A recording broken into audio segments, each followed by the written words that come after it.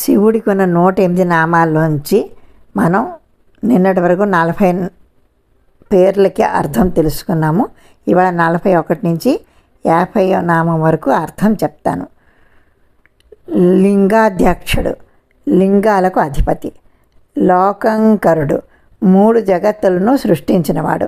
లోకపాలకుడు, లోకాలను రక్షించేవాడు.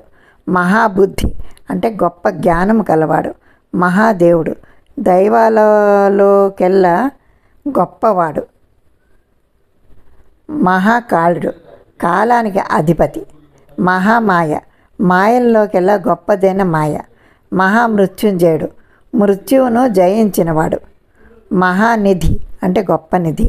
మహేష అంటే మహోన్నతమైన దైవం. ఇప్పుడు 41 నుంచి 50 దాకా తెలుసుకున్నాము. 51 నుంచి 60 దాకా పేర్లకి అర్థం రేపు తెలుసుకుందాం. అప్పటిదాకా సెలవు. సర్వేజన సుఖినో భవంతు.